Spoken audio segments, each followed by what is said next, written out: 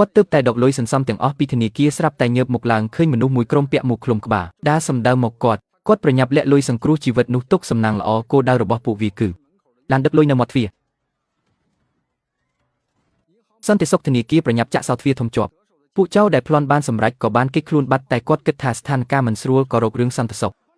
ទាមទារចេញក្រៅបើឲ្យពួកវាចេញពួកវានឹងត្រឡប់មកវិញខាងមុខនោះគឺប៉ុស្តិ៍ប៉ូលីសបើប៉ះប៉ូលីសពួកវាច្បាស់ជាត្រឡប់មកវិញមិននឹកស្មានថាសម្ដីគាត់ខ្លាចជាការពិតមែនពួកចៅជួបរឿងរាំងស្ទះភ្លាមខាងមុខនោះគឺផ្លូវចុងសានខាងកើតគឺហាងលក់សាច់បន្តិចទៀតប៉ូលីសនឹងមកដល់ហើយផ្លូវមួយណាផ្លូវបំបែកមួយណាប៉ូលីសនឹងចោលត្រូវប៉ះគ្នាគឺគាត់ទីត្រូវទាំងអស់ឯងសម្លាប់វាទៅឲ្យខ្ញុំចេញទៅខ្ញុំជួយឯងមិនបានទេគ្រាន់តែនិយាយចប់ពួកចៅដែលតច្រកក៏បានប៉កក្បាលត្រឡប់មកវិញមែនពេលនេះមនុស្សគ្រប់គ្នាក្នុងធនាគារបានខ្លាចជាចំណាប់ខ្មាំងពួកចៅទាំងឡាយស្ដាប់ឲ្យច្បាស់ពួកឯងត្រូវឡំពាត់ហើយពួកចៅក៏ចាប់ផ្ដើមសម្លាប់ចំណាប់ខ្មាំងផ្ដេសផ្ដាសជួយ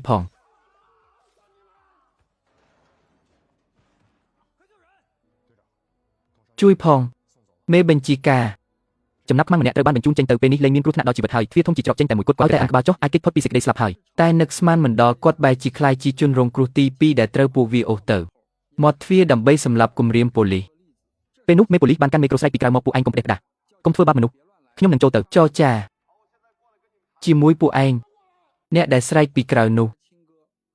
ះគឺជាបងប្រុសបង្កើតរបស់គាត់សោះតែគាត់មិនប្រាប់ពីអត្តសញ្ញាណដើម្បីសុំជំនួយទេបែរជាប្រាប់ពួកចោតថាអាចរត់តាមជាន់ទី3បានសូម្បីជាន់ទី2គ្មានផងយកជាន់ទី3មកពីណា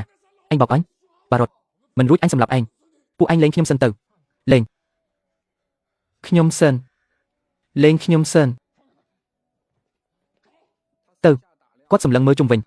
យ៉ាងយកចិត្តទុកដាក់រួចរុញទូដែលចេញប្រាប់ទីតាំងដល់ពួកចៅយកពូថៅវីទម្លុះជញ្ជាំងក៏ធ្លុះជាប្រហោងមែនគាត់ឆ្លៀតឱកាសពេលពួកវាកំពុងវីជញ្ជាំងយកមេដៃទៅបិទលើទូដើម្បីរៀបចំផែនការមិនបានទេ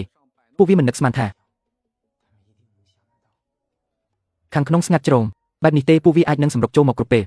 អញនាំ2នាក់ទៅយាមទ្វារខាងជើងទៅអញ2នាក់មកតាមខ្ញុំគាត់ឲ្យពួកចៅបញ្ជូនកូនចៅម្នាក់ទៅធ្វើជានុយបើកឡានដឹកលុយសម្រុកចេញទៅក្រៅរួចឲ្យអ្នកផ្សេងទៀតឡើងទៅជាន់ទី3តាមប្រឡោះបញ្ជូនមហូបឆ្លៀតពេលនុយតាក់ទាញចំណាប់អារម្មណ៍ប៉ូលីសពួកគេអាចលួចបើកឡានអ្នកគ្រប់គ្រងគេខ្លួនបាត់ដោយសុវត្ថិភាពចំណាត់ការដ៏ឆ្លៀសវៃនេះពិតជាជួយសង្គ្រោះស្ថានភាពមែនតាអញធ្វើការអីហ្នឹងហើយខ្ញុំថាវៃឈីទៅគាត់ឈ្មោះឈុយយីទៅតែឈ្នះពានរង្វាន់អុកចិនថ្នាក់ខេត្តតែពេលឡើងនិយាយចំណាប់អារម្មណ៍ត្រូវថ្នាក់លើកាត់ផ្ដាច់គាត់ចង់លើកតែផឹកបំបត្តិភាពអៀនខ្មាស់តែក្នុងកែវគ្មានទឹកសោះក្រោយចប់កម្មវិធីគាត់ទៅរកនាយកសាលាដើម្បីសុំពានរង្វាន់មកវិញពានរង្វាន់មិនបានទេបន្តិចទៀតគេត្រូវថតរូបជុំគ្នាចុះចំណែកប្រាក់រង្វាន់វិញប្រាក់រង្វាន់ទុកឲ្យសាលានោះជាកិត្តិយសរួម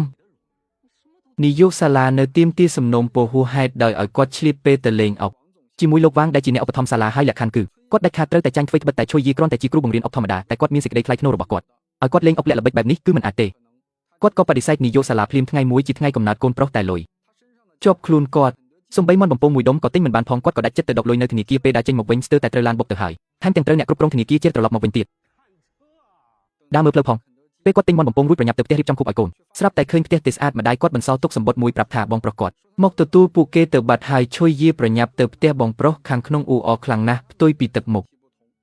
ស្រពបស្រពូនរបស់គាត់បងប្រុសរបស់គាត់ឈុយវាយកំពុងញឹមបិទមាត់មិនចិត្តព្រោះទើបតែឡើងបុណ្យក៏ឆ្លៀតរៀបចំពិធីជប់លៀងនឹងខួបកំណើតក្មួយចូលគ្នាតែម្ដងលោកមេបញ្ជាការឈុយលោកពិតជាពូកែណាស់រកូនប្រុសសរសើរពូរបស់គេឈុយយាខំប្រឹងញឹមហើយដើរចូលទៅក្នុងបរិយាកាសដ៏រីករាយនោះប៉ាម៉េចក៏មកយឺតម្លេះមិនតាន់ញ៉ាំបាយទេដឹងមករៀងត្រជាក់បន្តិចហើយញ៉ាំរួចហើយឈ្នះការប្រកួតសាលារៀបចំពិធីជប់លៀងឲ្យតើក្នុងភាពស្ងៀមស្ងាត់គាត់ចាប់អារម្មណ៍ឃើញកូនប្រុសអំពីឱកាសមួយឈិនឡុងតើនឹងចង់ឲ្យកូនខ្លាយជានាគនឹងណាឈុយយីមិនមកអ្វីទាំងអស់រហូតដល់បងប្រុសទាញគាត់ទៅម្ខាងហើយនិយាយរឿងរៀនសូត្ររបស់កូនដែលធ្លាក់ចុះជាបន្តបន្ទាប់គេប្រាប់កុំឲ្យបង្ខំកូនរៀនអុកអីហើយឲ្យរកសាលាគូបន្ថែមល្អឲ្យកូនគ្រួសារមានតែកូនប្រុសនឹងមួយទេធំឡើងត្រូវតែមានអនាគតល្អទីបំផុតគាត់ទ្រាំលេងបានបើបងចង់ខ្វល់ម្លឹងមិនកើតមួយខ្លួនឯងទៅបងស្ដាប់ភាសាមនុស្សមិនយល់ទេអីកូនរៀនធ្លាក់ដល់ថ្នាក់នឹងហើយបងនៅទិញហ្គេមឲ្យវាលេងទៀតចាស់ពោលថាការច្រណែនធ្វើឲ្យមនុស្សផ្លាស់ប្ដូរប្អូនប្រុសដែលកំពុងតែទូចចិត្តមកប៉ះជាមួយបងប្រុសដែលកំពុងមានមុខមានមាត់ច្បាស់ជាត្រូវមានរឿងឆ្លោះគ្នាហើយថ្ងៃបន្ទាប់គឺជាថ្ងៃសែនភ្នូឪពុកឈុយវៃនៅតែមិនមកដុតក្រដាសសែនដូចរាល់ឆ្នាំដដែលប៉ុន្តែក្រដាសសែនដែលគេទិញគឺច្រើនជាងឈុយយីទៅទៀតម្ដាយតែងតែជួយដោះសារឈុយវៃថាគេជាមេបញ្ជាការងាររវល់មកមិនបានជារឿងធម្មតាឈុយយីដឹងច្បាស់ក្នុងចិត្តថានេះគ្រាន់តែជាលេសរបស់បងប្រុសប៉ុណ្ណោះពេលនោះកូនប្រុសរបស់គាត់កំពុងលេងក្បែរនោះក៏ឲ្យជើងធ្លាក់ចុះទៅក្រោមពេលទៅដល់មន្ទីរពេទ្យថតកាំរស្មីអិចរួចពេទ្យប្រាប់ថាកូនគាត់បាក់ឆ្អឹងជើងធ្ងន់ធ្ងរត្រូវការវះកាត់ដាក់ដែក តាការវះកាត់នេះអស់លុយប៉ុន្មានទៅគ្រូពេទ្យបាដៃក្នុងស្រុកជាង 5,000 បាដៃនាំចូលគឺ 30,000 ជួយយីចាប់ដើមពិបាកចិត្តហើយលុយធ្វើជាគ្រូគឺមិនគ្រប់គ្រាន់សម្រាប់ចំណាយក្នុងផ្ទះផងចុះទម្រាំពេលនេះកូនត្រូវវះកាត់ទៀតពេលកំពុងពិបាកចិត្តស្រាប់តែឃើញម្ដាយកំពុងខលទូរស័ព្ទម៉ាក់ធ្វើអីហ្នឹងម៉ាក់ឲ្យគាត់មកធ្វើអីគ្រូសាមានរឿងធំបែបនេះត្រូវតែឲ្យគេដឹងហើយនោះជីកូនខ្ញុំមិនមែនកូនគាត់ទេយប់ឡើងម្ដាយបណ្ដារៀបចំខោអាវសម្រាប់ពេទ្យបណ្ដាផ្ដាំគាត់កុំឲ្យប្រាប់ស៊ូហាឲ្យស៊ូហាគឺជាប្រពន្ធគាត់ដែលកំពុងតែរៀបចំលែងលះគ្នារឿងកូនធ្លាក់បាក់ជើងនេះហាមស៊ូហាដឹងឲ្យសោះប៉ានាងដឹងច្បាស់ជារោគរឿងថាពួកយើងមើលកូនមិនបានល្អហើយច្បាស់ជាដណ្ដើមកូនយកទៅបាត់មិនខានជួយយីមិនមកអ្វីទាំងអស់ក៏យកពានរង្វាន់ដែលខំប្រកួតបានប៉ុន្មានឆ្នាំនេះទៅលក់នៅហាងទិញលក់ស្រានឹងបារីដោយសារតែរបស់គ្មានប្រភពច្បាស់លាស់គេក៏ឲ្យតម្លៃថោកគឺបានត្រឹមតែ 1,500 ប៉ុណ្ណោះដែលសំបីតែលុយវះកាត់មួយជ្រុង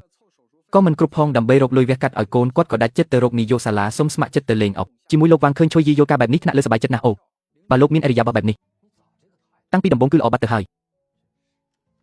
ខ្ញុំតាក់ទងគាត់ឲ្យមុនពេលលេងអុកថ្នាក់លើបានផ្ដាំហើយផ្ដាំទៀតថាការលេងនេះមិនត្រឹមតែមិនអាចឈ្នះទេតែត្រូវចាញ់ឲ្យបានល្អមើលទៀតដើម្បីឲ្យភីគីមខាងទៀតឈ្នះដោយសប្បាយចិត្តអ្នកត្រូវតែចេះចាញ់យកទេអ្នកដែលចាញ់គឺលោកហើយគ្រូឈុយលោកធ្វើបែបនេះគឺមើលងាយខ្ញុំបន្តិចហើយបើលេងរបៀបហ្នឹងខ្ញុំចាំបាច់រកគ្រូឈុយធ្វើអីខ្ញុំរកលោកតែម្ដងទៅមិនចប់យកអញ្ចេះចុះពួកយើងលេងមួយក្តារទៀតក្តារនេះជួយយីបានបញ្ចេញសមត្ថភាពអស់ពីខ្លួនដោយចាញ់ធ្វើឲ្យថៅកែសប្បាយចិត្តយ៉ាងខ្លាំងថៅកែក៏ឲ្យលេខាវេលុយ 10,000 ទៅឲ្យជួយយីជាថ្លៃបង្រៀនភ្លាមរឿងចៃដន្យនោះគឺលេខាម្នាក់នោះគឺជាប្រពន្ធរបស់ជួយយីតែម្ដងបានលុយ 10,000 នេះបូកនឹងលុយ 1,500 របស់គាត់លុយវះកាត់កូនគឺគ្រប់គ្រាន់ហើយពេលគាត់ទៅធនាគារដើម្បីដកលុយទាំងអស់ទៅវះកាត់កូនចៃដន្យអីក៏ជួប